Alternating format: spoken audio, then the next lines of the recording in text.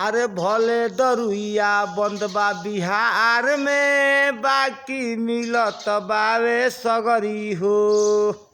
अरे भले दरुइया बंद बा बिहार में बाकी मिलता सगरी हो। अरे बंद भइला से एके कारण बावे कि बढ़ गईल महंगाई हो।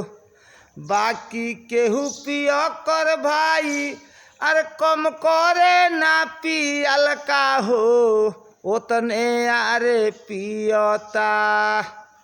अरे भले बेचाई मेहरारू के लहंगा अरे भले बेचाई मेहरारू के लहंगा भले बेचाई गहना हो।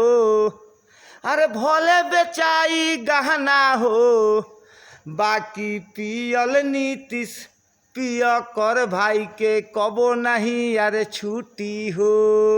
अरे कबो नहीं अरे छुट्टी हो। अरे लार से बन कैल बंद दारू हमारा पिए के होई तो चल जाइब नेपाल ना तो चल जाइब झारखंड हो।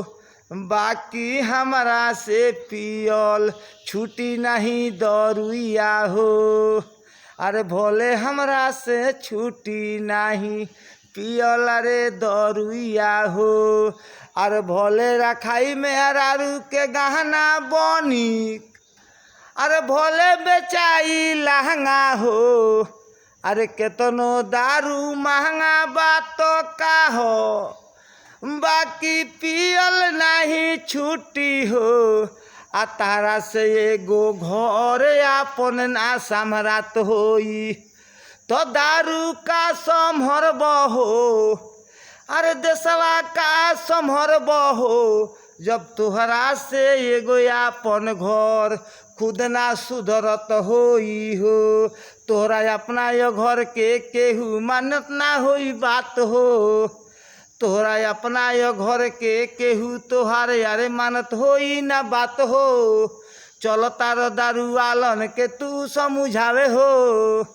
अरे बेकार के समय यापन करे लो नीतीश बर्बाद हो। अरे देख नजर उठा के हर जगह गली गली बिहार में घरे घरे मिलता हो। अरे घरे घरे मिलता हो। अरे महुआ मिलता अरे महुआ मिलता पौआ के छोरा उ केंगा रोक लगा दे बहो। तो भले बेचाई मेहरारू के लहंगा चाहे बेचाई गहना हो बाकी हम पियल छोड़ब ना दारू।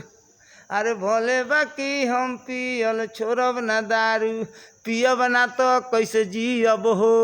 अरे दरुए तो हमारा जिए के बावे आधार हो। अरे दरुए तो जिए के हमरा बावे आधार हो। पियब ना तो हम जियब कैसे हो।